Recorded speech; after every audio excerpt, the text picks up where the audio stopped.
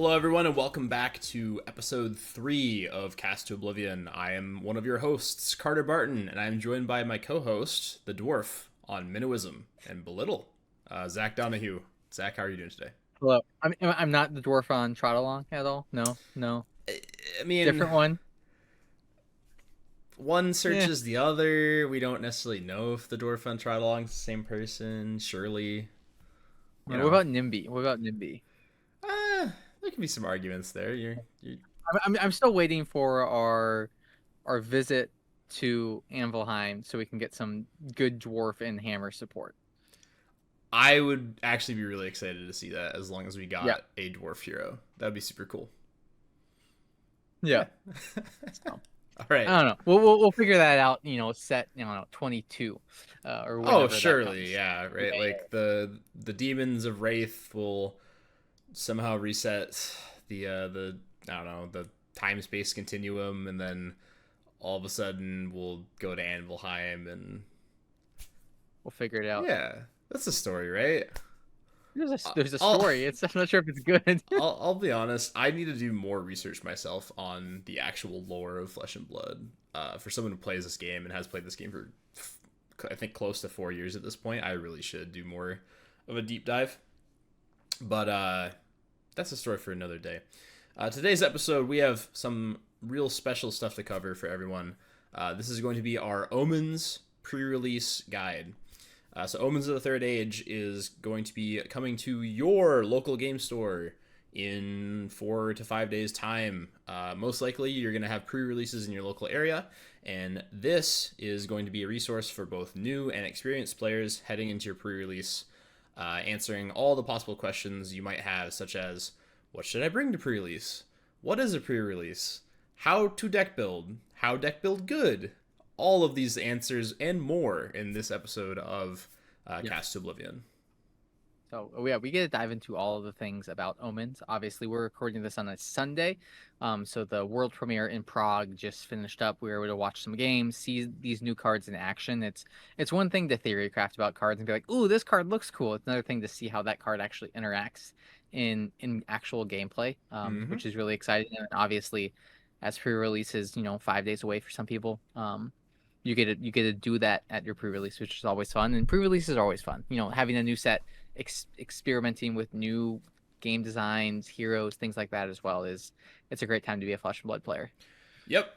Like Zach mentioned, pre-releases are your number one way to, one, support your local game store, and two, check out what a set is made of before the actual kind of release. Because you should be able to purchase products the release weekend, but the official release of the set is not until the next weekend. So pre-releases are a great way for you to get involved with your community, support your local game store, test out all the new heroes and new cards that you're super excited to play, and just kind of dive headfirst, in this case, into Omens of the Third Age, which is super cool. Yeah. A note at the top of this episode, a little disclaimer, if you will. This episode is going to be tailored to players of all skill levels and play experience. Some of the things shared in this episode might seem extremely obvious to some listeners, but always remember that we as a community should always encourage new players to play and learn the game, which just so happens pre-releases are a great way to get new friends or even people you don't know into Flesh and Blood if they are interested, since it is a relatively cheap, even playing field for players to learn the game or get better at the game of all skill levels. So, with that being said, Zach, what's a pre-release? So pre-release it's a special organized sealed event. We get kits now, which is super exciting. I think this is the second time we've had official pre-release kits. They contain 8 packs. You can build whatever hero you want in those 8 packs, and you get some cool cold foil equipment, and we get a new Marvel card that you're allowed to play as well. So there's a lot of just like, it's a celebration of a new set coming out and an opportunity for people to play it earlier, kind of like you were saying.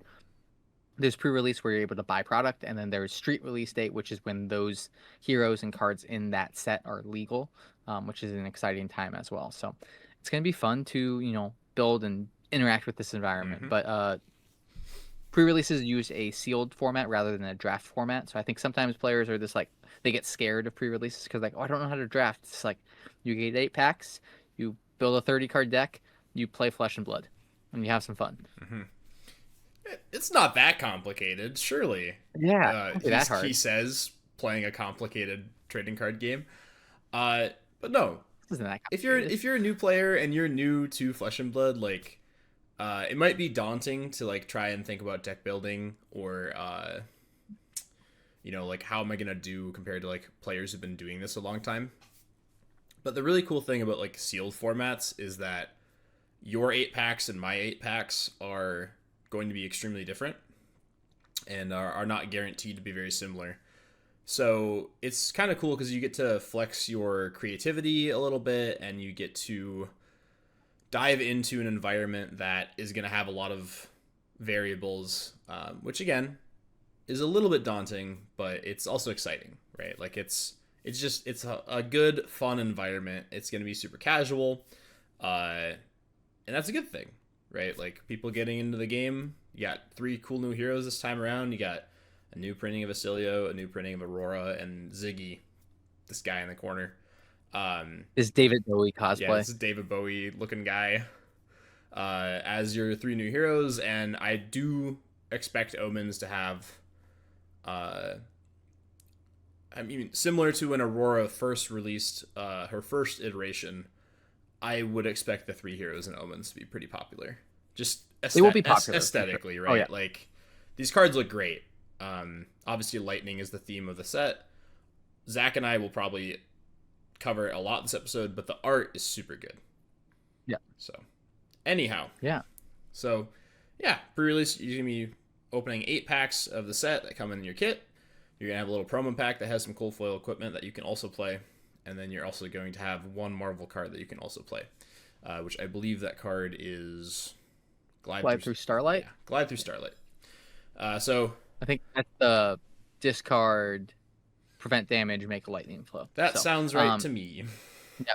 Speaking of lightning flows, we have a macro. This is the 3rd set we've seen. I think it's the 3rd Yes. set we've seen. Yeah, start with Rosetta.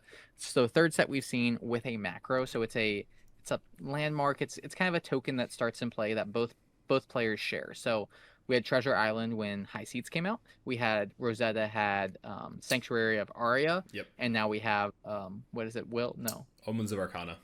Omens of Arcana. So it's a macro that starts in play, and it grants both players start of the game a lightning flow, and it also gives those lightning flows spell void 1. So there's some ways that you can use those lightning flows, generating them to be able to spell void, prevent damage, things like that as well. So as opposed to in constructed environments where you kind of need to create your flows through different effects, you get 1 built in, so you can activate those hero abilities right away, because all of those hero abilities do interact with lightning flows on one way or another.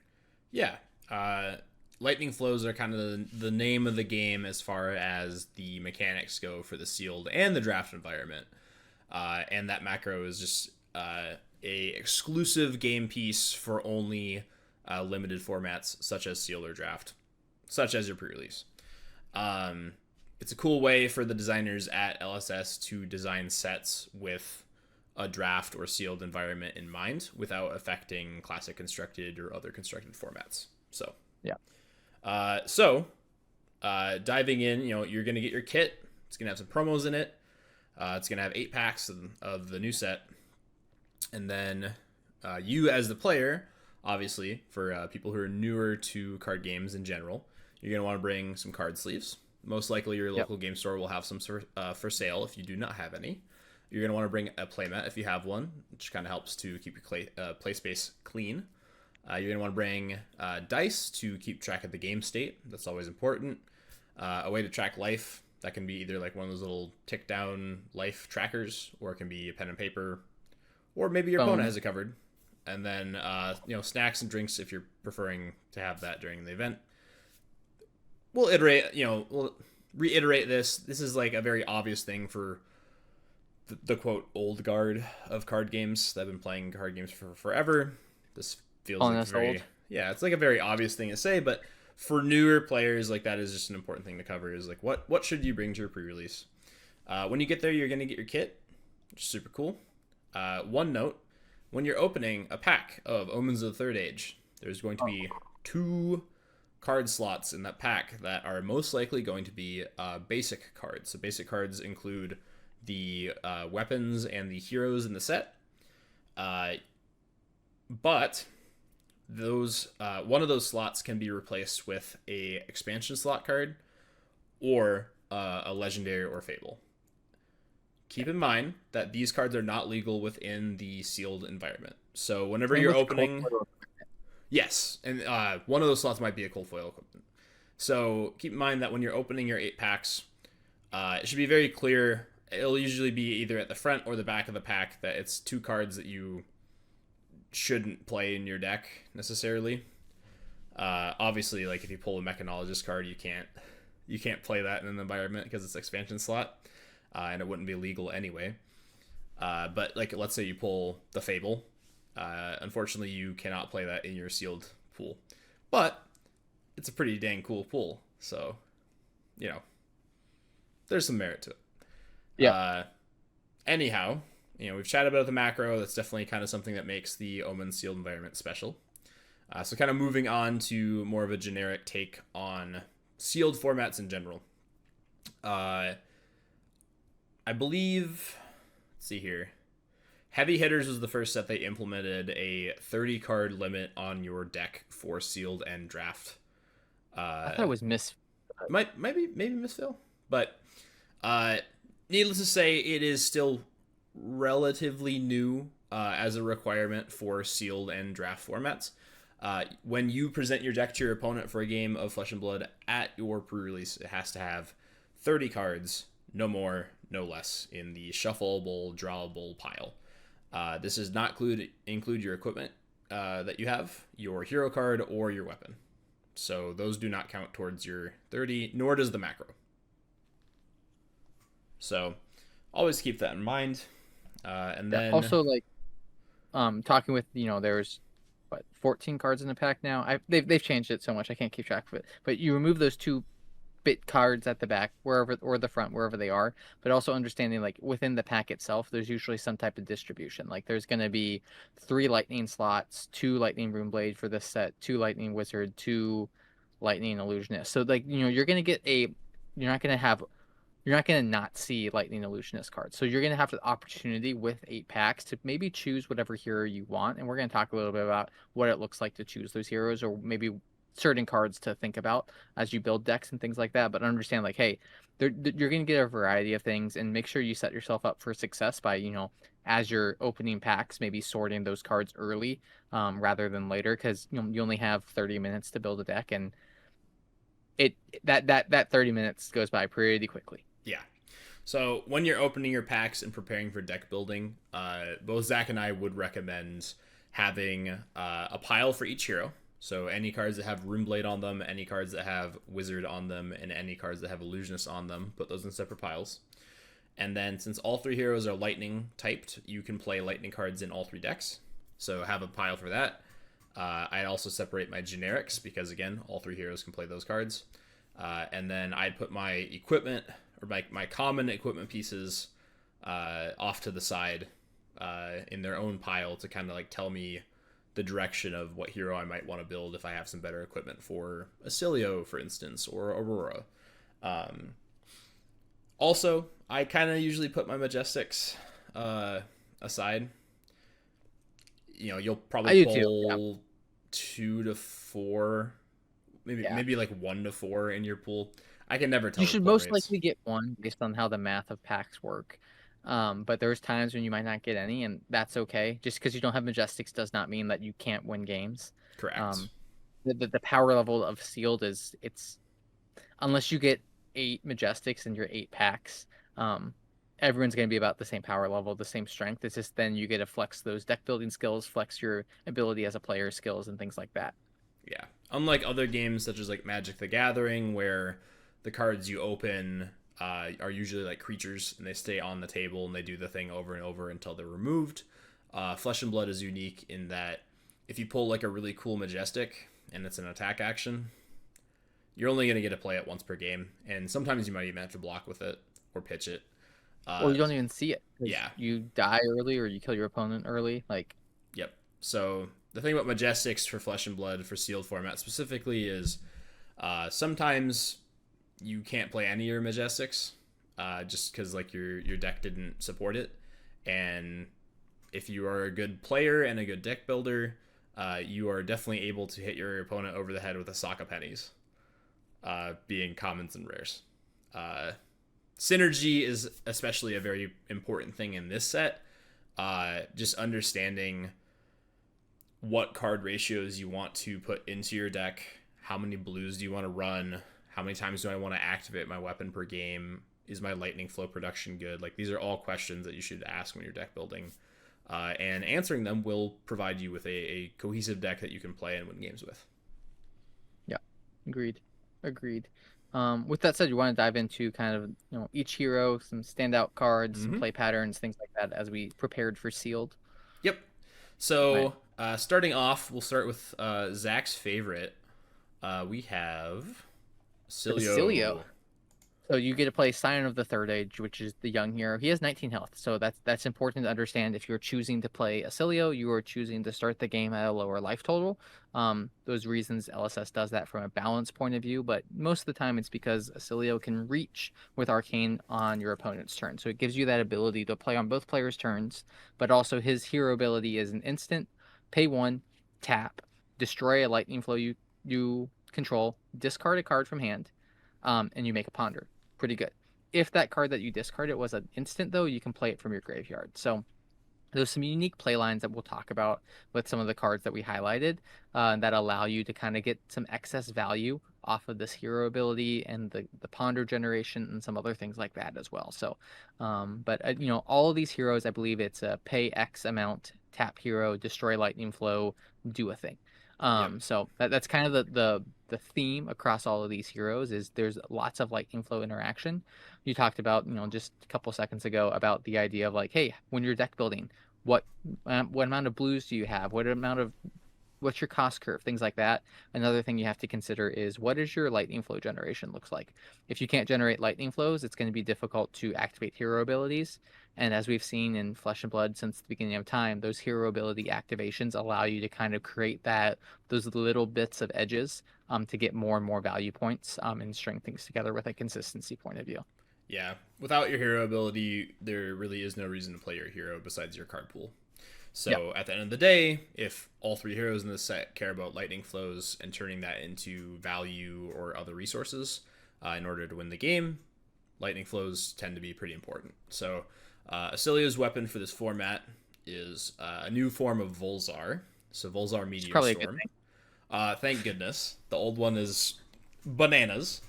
So Volzar Meteor Storm, you can tap it. It's an instant to amp 1. So your next arcane damage source that would be dealt this turn is instead increased by 1.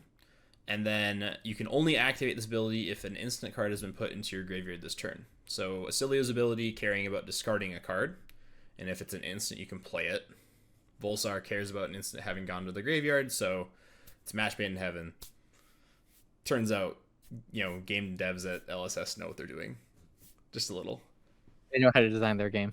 So, with that being said, moving into some of the cards that you might want to see in your Acilio pool. Zach, if you want to kick us off with Arc Ramp.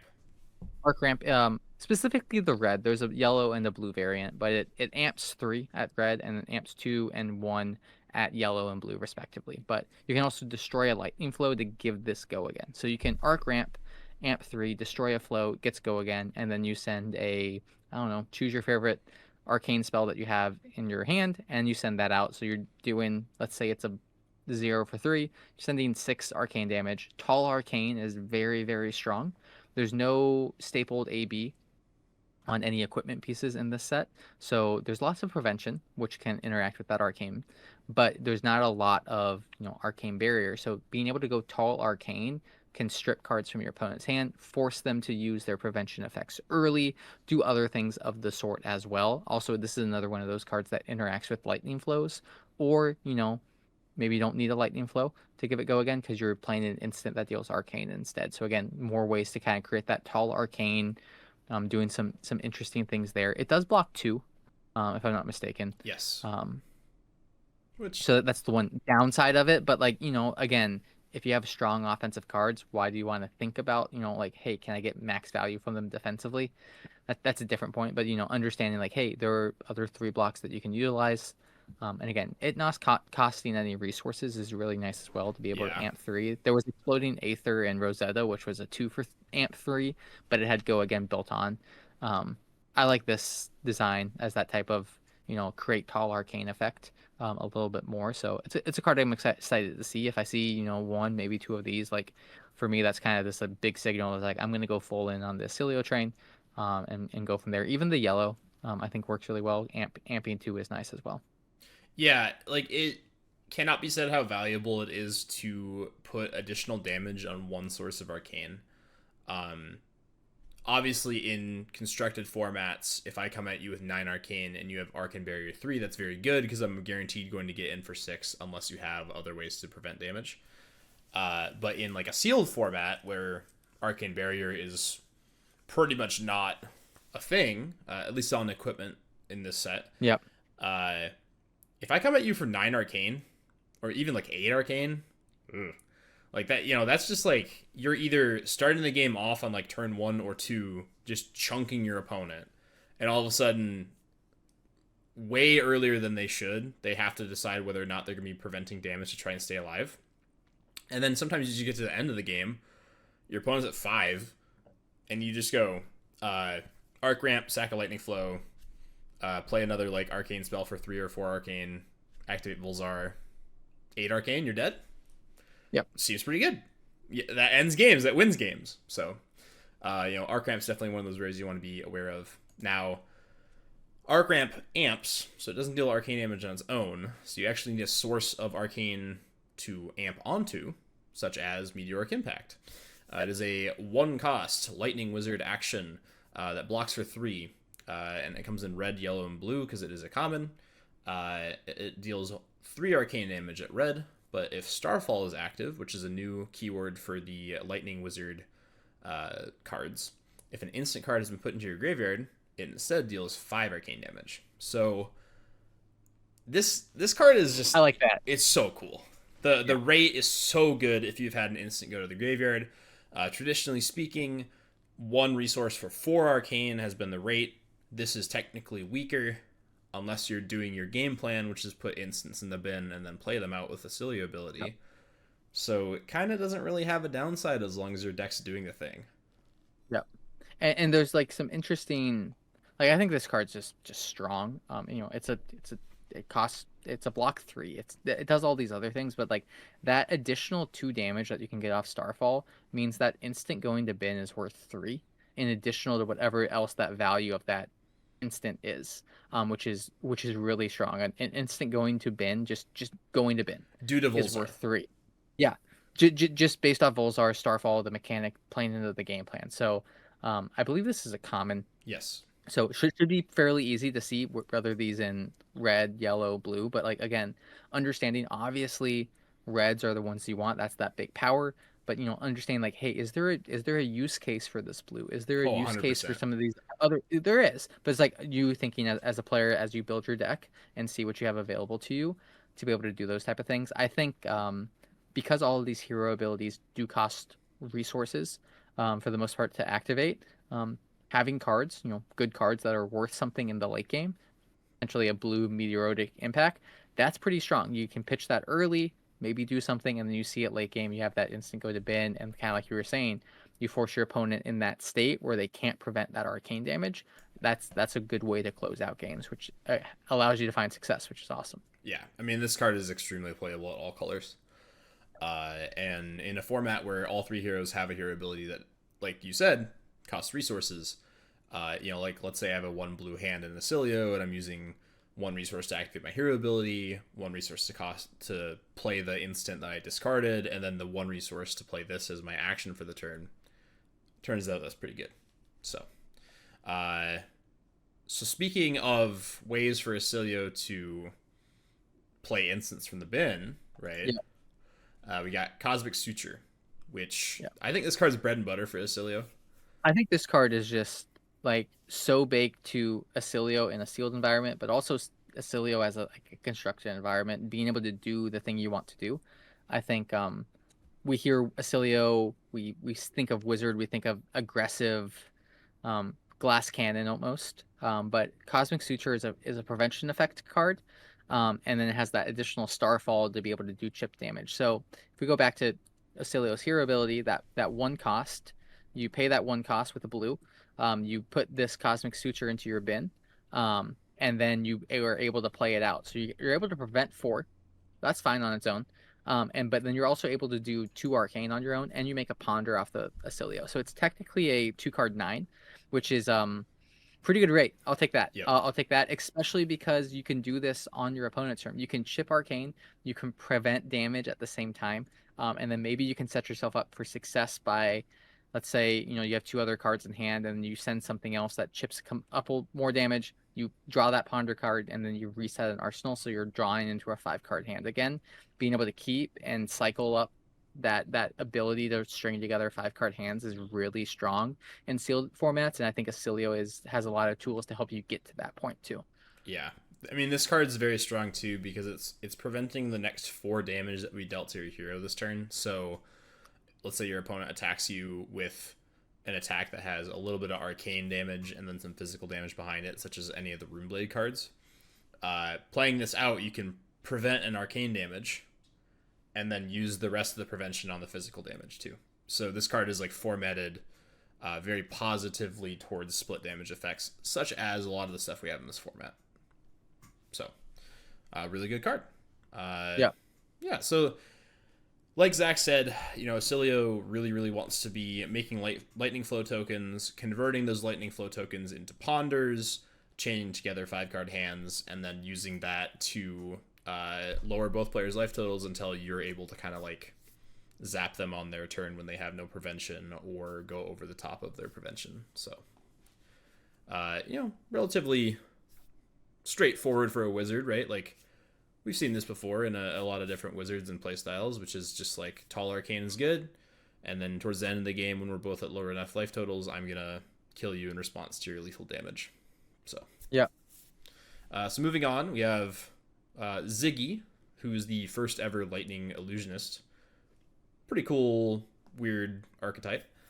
So Ziggy's hero ability is pay 2 resources, tap Ziggy, and destroy a lightning flow token that you control, as well as banishing another lightning aura permanent you control with no hollow counters on it to return the banished aura to the arena with a hollow counter.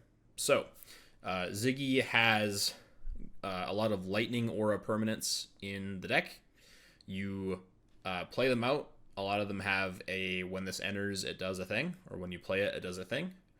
And then Ziggy's hero ability is able to sacrifice a lightning flow token to banish it, and then return it to play with a hollow counter on it, and you get the effect a second time.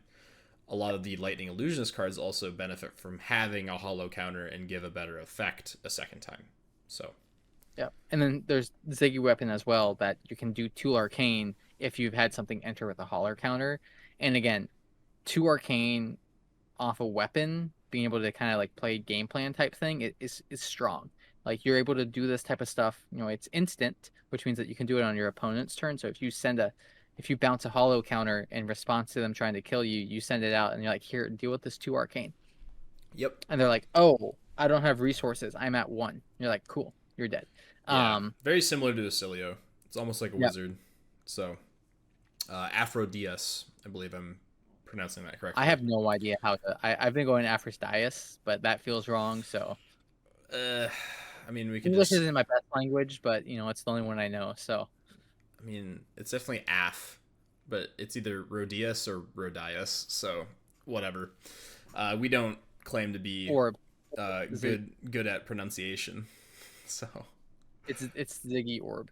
Ziggy Orb. I'm pondering my Aphrodite. Orb. Yeah.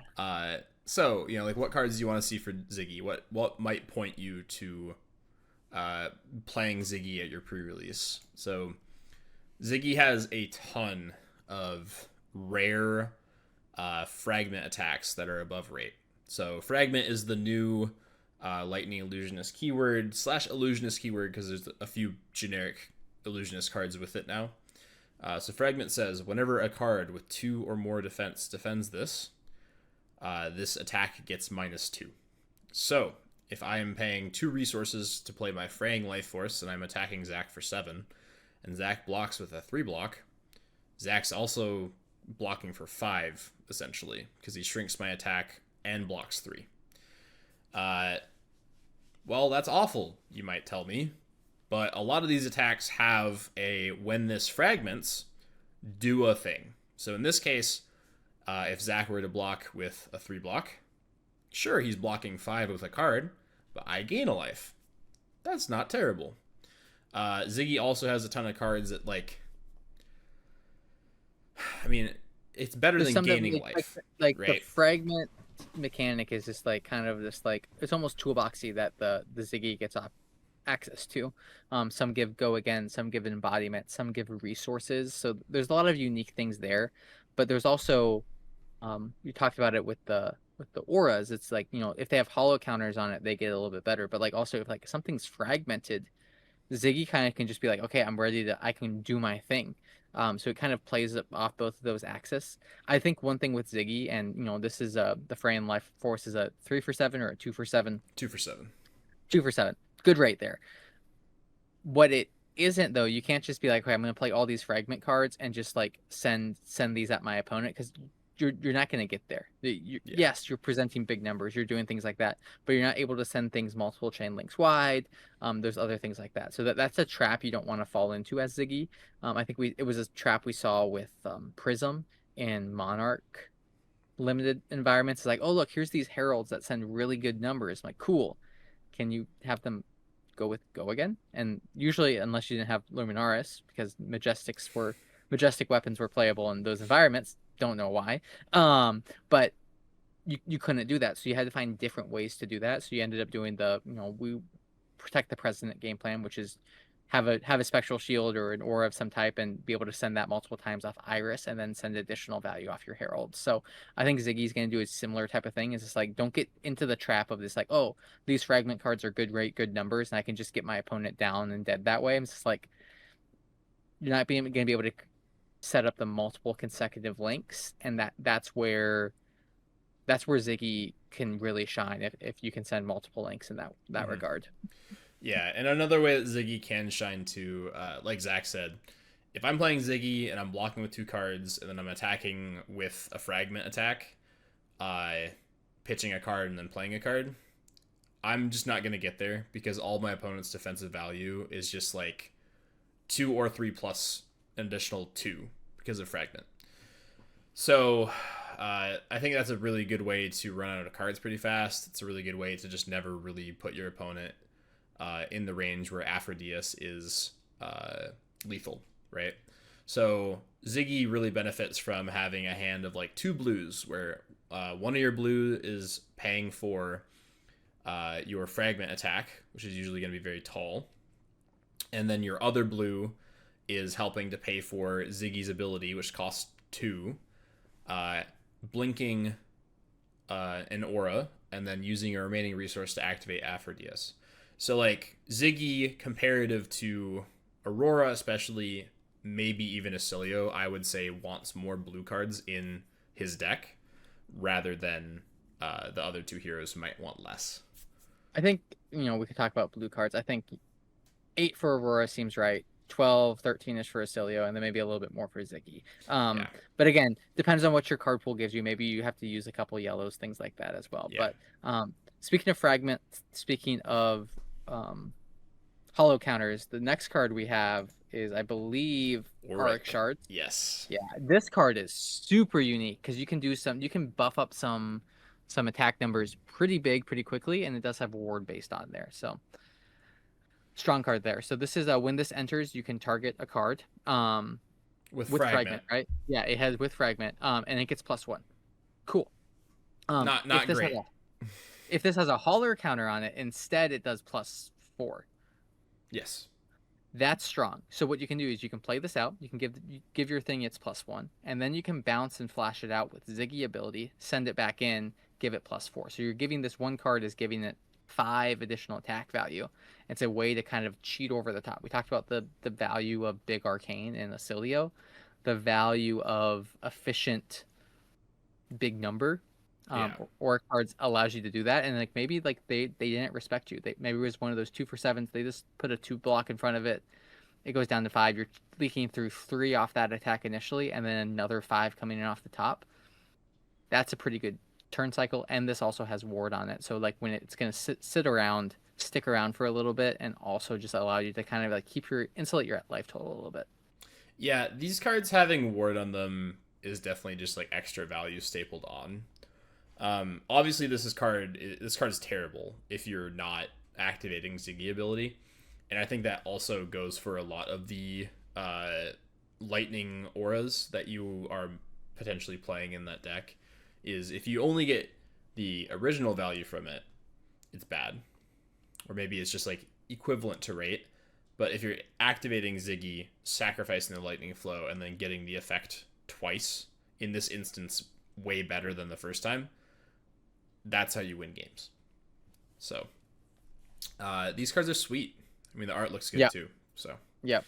And I think we got one more. We got fleeing Star Breeze, right? So Ziggy has a lot of utility auras similar to his fragment attacks that have just like a little bit of extra pizzazz stapled to them. So for this one, Fleeing Star Breeze, it is a 0-cost blue, only comes in blue. It's a Lightning Illusionist instant aura, and when it enters the arena, up to 1 target attack, it's go again. So like Zach mentioned before, if you're able to attack with 2 large fragment attacks in the same turn, that's pretty cool. You can actually get some stuff done for them. Or maybe you're attacking with a fragment attack, giving it go again, and then coming in with like one of the generic and or lightning attack actions in the set that any of the heroes can play. That's also pretty cool. Notably, this does not get any value from having a hollow counter.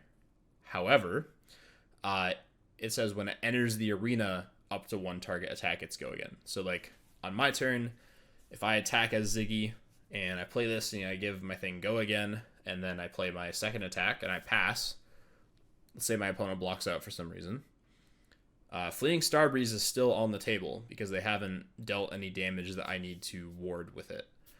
So the next turn, maybe I am able to attack, activate Ziggy, blink the Fleeing Starbreeze, give my attack go again a second time, and then attack twice in that turn.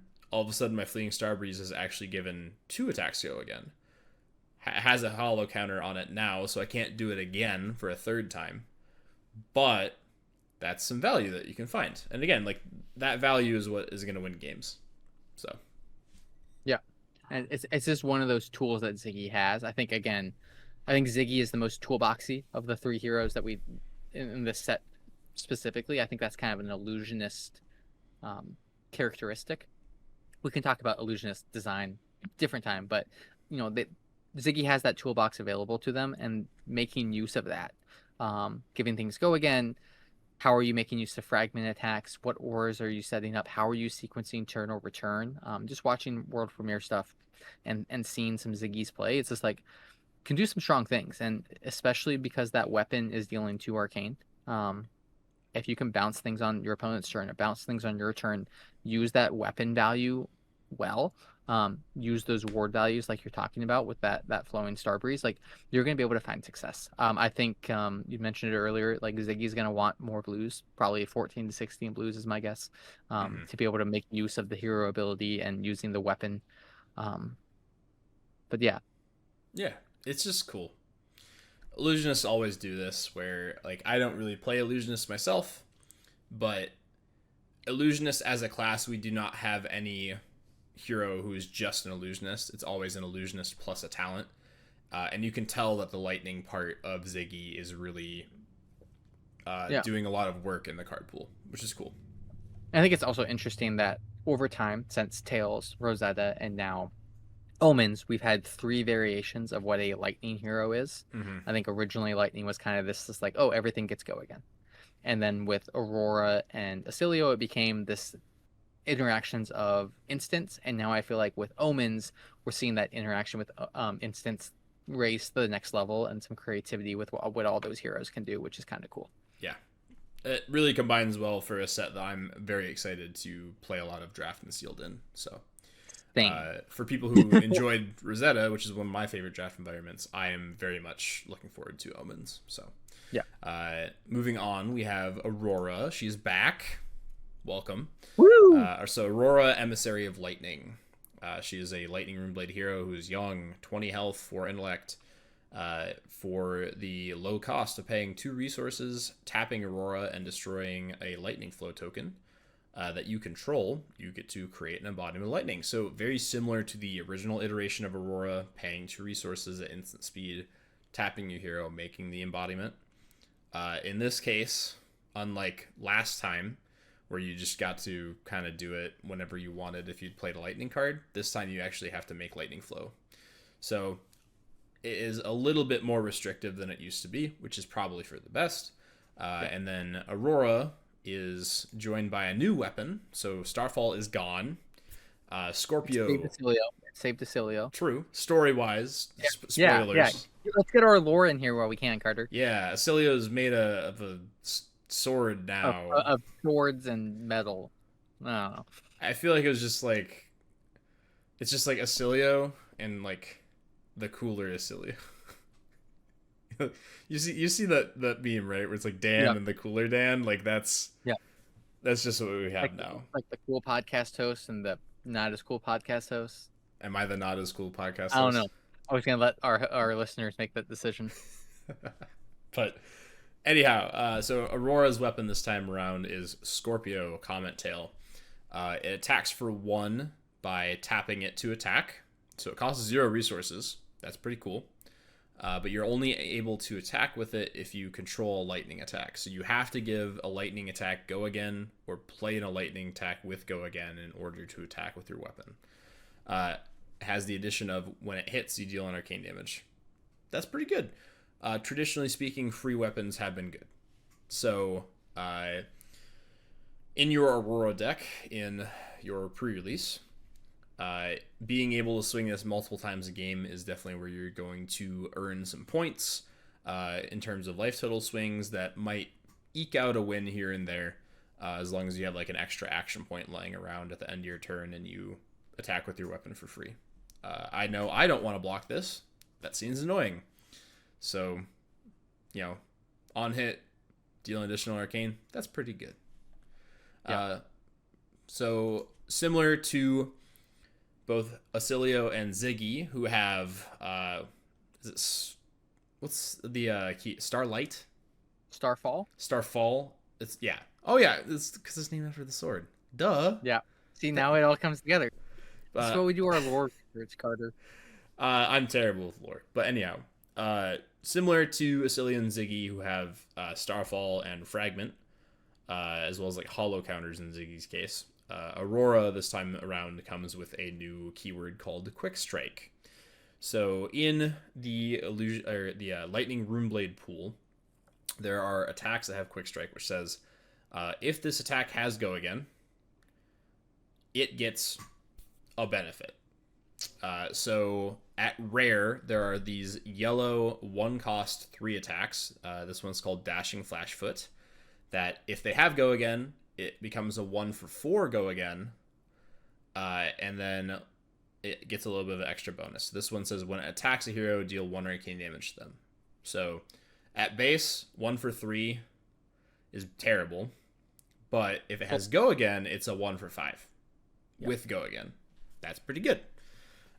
So like this one creates an embodiment of lightning the first time that it deals damage to a hero. It says deals damage because if the arcane damage is dealt, you get the embodiment.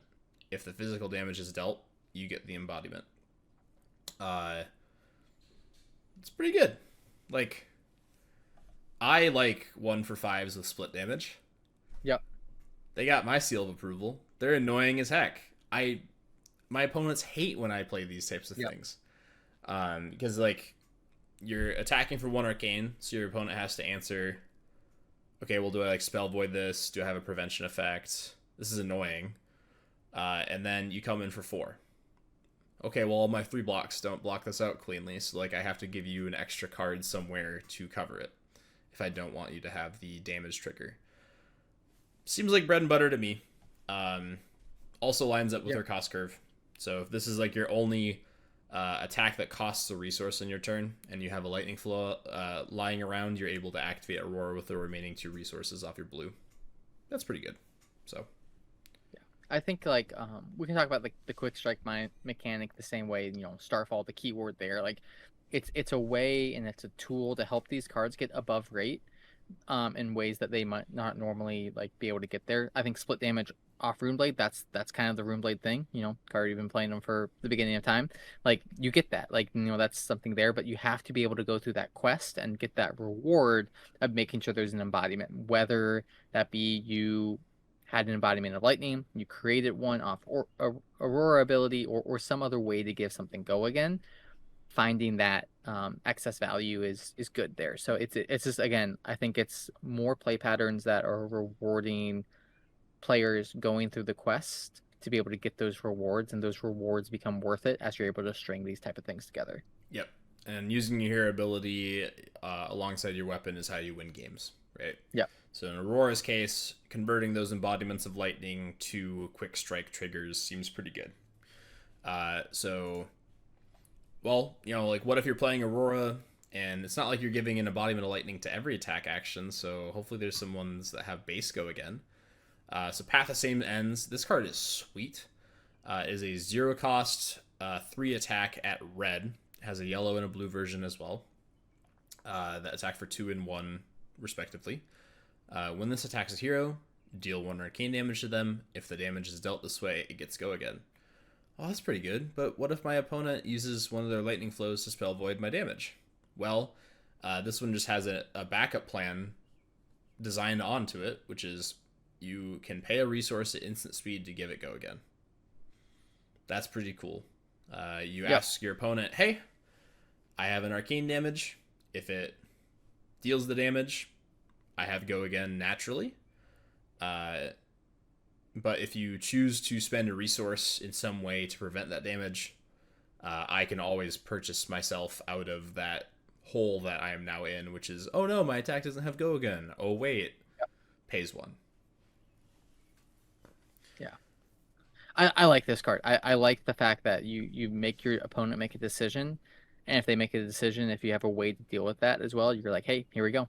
I'm happy with this. I'm excited for this, whatever it may be.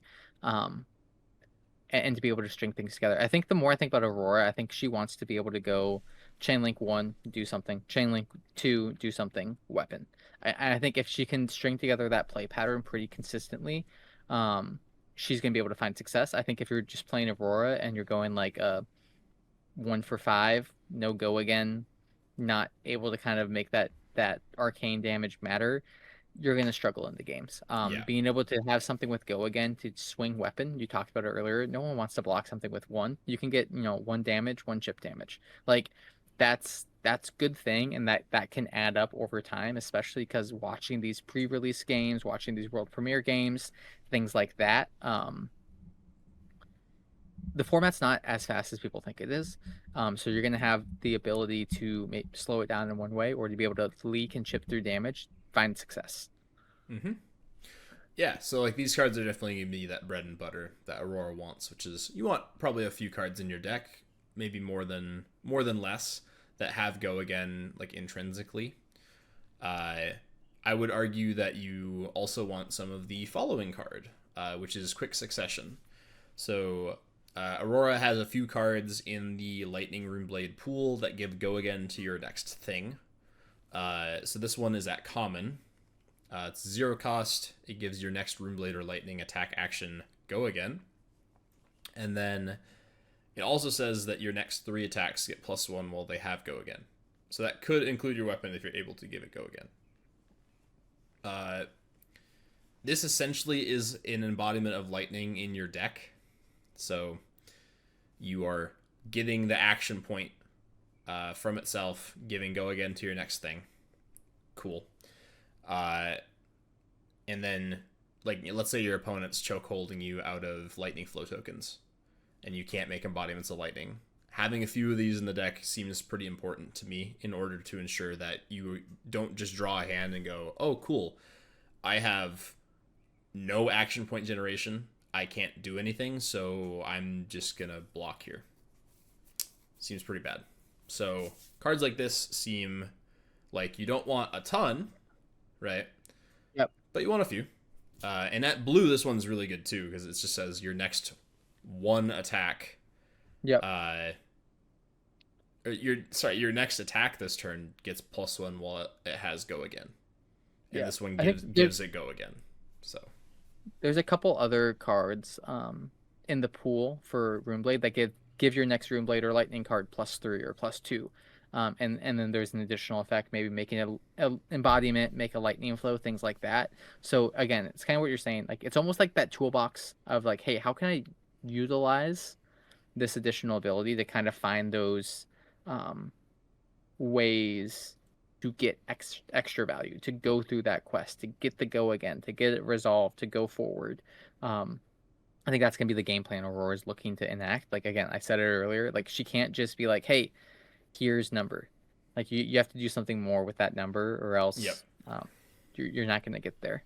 Yeah, your opponent's gonna play ward effects to get around it, or maybe they just blow you out of the water, honestly. Yeah. Because Tall Arcane is always gonna be scary in these formats, or large fragment attacks or whatever. So having touched on all three of our heroes now, moving on to a few cards within the lightning and generic pools that all three heroes can play and that you should maybe look out for. We have a really cool suite of rares. We have Flowing Stormstrike, Meteoric Rise, and Voltic Impact. Flowing Stormstrike is a 0-for-4, Meteoric Impact is a 1-for-5, and Voltic Impact is a 2-for-6. They're all base lightning cards. They all block for 2. And they all on hit make a lightning flow. And then they also have like what I'm going to call the puffin ability of be able to twice per instant pay a resource to give it additional damage. So I'm really excited actually for the Meteoric Rise, because it's a 1-for-5. So you have 2 floating, you can push that to 7. Which if they're like, hey, I'm going to throw 2 cards in front of this, and they're like, cool, awesome. Damage, give me a flow. And I think lightning flow is so premium in this set, especially in a sealed environment. I think these heroes specifically for their constructed counterparts, but like especially in sealed, to be able to have that additional spell void as needed, things like that. Like Meteor Rise, I really like it. It can be a 2-card 7 on hit, make a flow. That's really strong. Voltic Impact is you can get to pitch a blue, 1 floating. You can get the 7 as well, but I like the mind game a little bit more with Meteoric Rise. And going with that as well. Yeah, and 1 cost 5 also kind of fits into that cost curve that like we talked about earlier with Ziggy.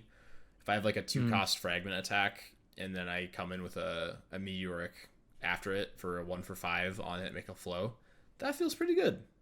So, definitely keep in mind that these cards, Flowing Stormstrike is also a 0-for-4. That's pretty good. Threatening the lightning flow token on the hit is very strong. So these cards at rare, I think, should be, if you pull any, you play them. Yep, 100%. They just seem very strong. So highlighting another card that produces lightning flow tokens, Zach pointed out Star World Warning. It is a 1-cost yellow lightning instant that creates 2 lightning flow tokens. It doesn't come in any other color, it's just yellow.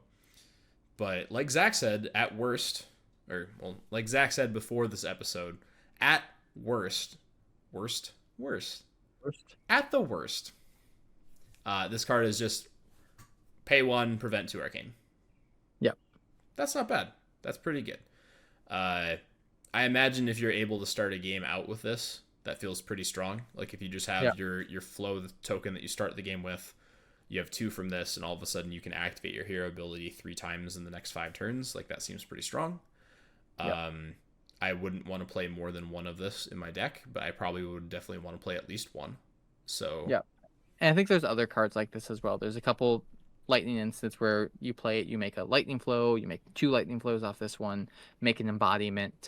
So there's some other generators in that regard, and I think those are those nice little glue pieces that don't revolve around you having to hit your opponent, do damage, or do something like that as well to get that lightning flow value back at you. Mm-hmm. I think I like this the most in Acilio for sure, because you can just discard it to your hero ability and then play it out. Like, that doesn't seem terrible. You can do a lot of cool things with this card, so Yeah. I'm excited to see it. And then, hey, we've been talking about arcane damage this whole episode so far. They printed this cool common called Thunderous Retort that just has arcane barrier stapled on it. That's pretty sick. At red, you have Arcane Barrier 3. At yellow, you have Arcane Barrier 2. At blue, you have Arcane Barrier 1. And then all of them have this extra Embodiment of Lightning effect just stapled on it, which is at the beginning of your action phase. You destroy this aura, and then you can give your next attack go again this turn. So that seems pretty good to me. You know, if my opponent is playing Acilio and they send some arcane damage at me, and I play out my Thunderous Retort, I pitch my blue, I AB3, and then on my turn with my 2 remaining cards, I play a 0 for 4 into a weapon attack and then arsenal a card. That seems like a pretty cool play line. This card just seems strong.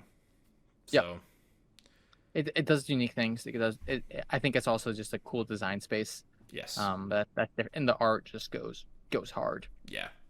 And then last but certainly not least, we wanted to cover my greatest of all time. I love this card. I've died to this card not playing it correctly a number of times. It's Brush Off. It's been around since Outsiders.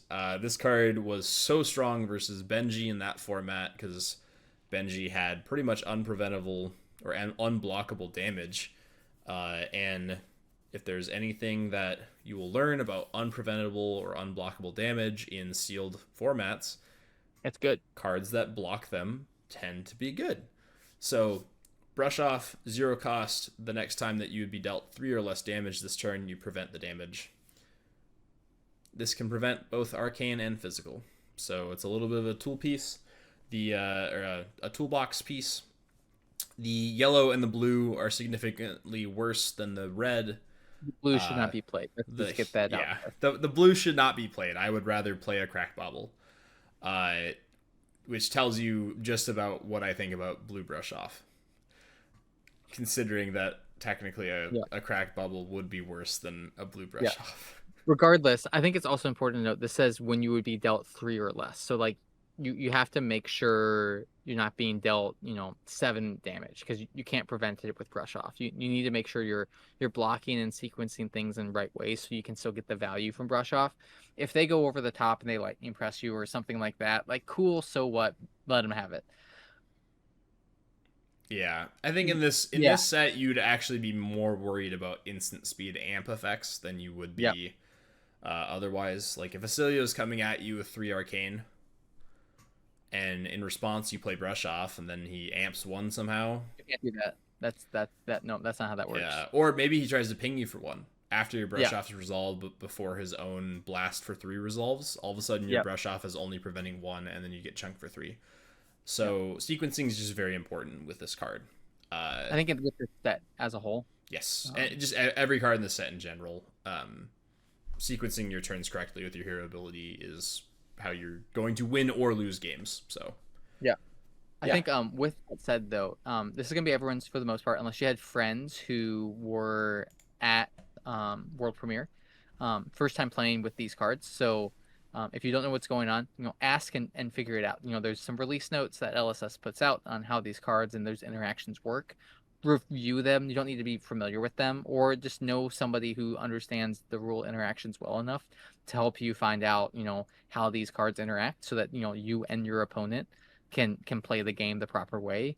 I feel like I heard so many stories with, I think it was Tails, when Lexi came out, people just sending arrows from hand when you need to load them into Arsenal, and no one understanding that because it's so baked into our brain, yeah, we can send an attack from hand. It's like, no, arrows need to come from arsenal type thing. So just understanding those type of things, brush off interactions, instant speed, where the priority windows interact, and how when you can respond to things and how you can respond to things. But again, at the end of the day, if you're not sure about something, ask.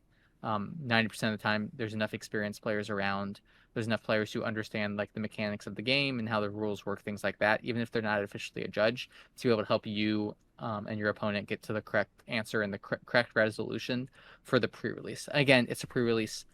It's not about going 3-0 or 4-0, whatever. It's about to play games and have fun with your friends. Yep. At the end of the day, that should be the goal. It is a game for a reason.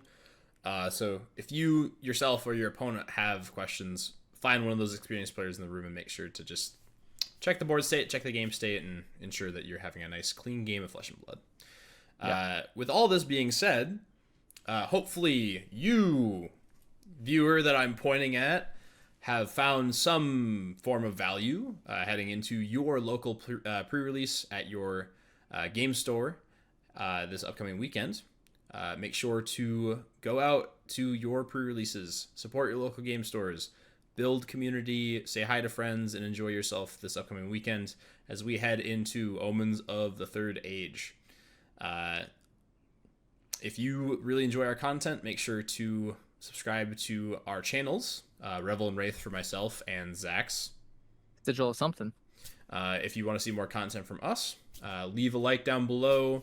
Do all that jazz. If you're on Spotify, which, yes, we have our episodes on Spotify, make sure to, I believe it's follow the podcast on there to get updates when we release new episodes. Episodes, if we do release one on weekly basis, will be on Mondays. Monday mornings, I believe. 9-ish. It's like 8 a.m. Central Standard Time, I believe, or Central Time. It's Monday mornings. Whatever. It's what you can listen to as you're drinking your coffee, going over all your emails on Monday and being like, why am I at work when I could be playing Flesh and Blood? So you can listen to Flesh and Blood, right? Yeah, how that works? That's how that works. That's exactly how that works. So we just want to thank you guys so much for your support with this podcast, with this show. We really, really appreciate it. And we want to continue to do more episodes for you guys, make more content. So make sure to check out all the links and do all the stuff. Should I write a script for this portion of the episode for like the footnote, tail note at the end? Probably. But if I do it off the cuff every time, I'll just get better. Surely. We're professionals. Just like how you are going to be a professional at your local game store for pre-release. Omens of the Third Age. That's what you did there. That was a good one. Anyhow, this has been episode 3 of Cast to Oblivion. I am one of your co-hosts, Carter Barton, joined by Zach Donahue. See ya. We'll see you guys in the next episode.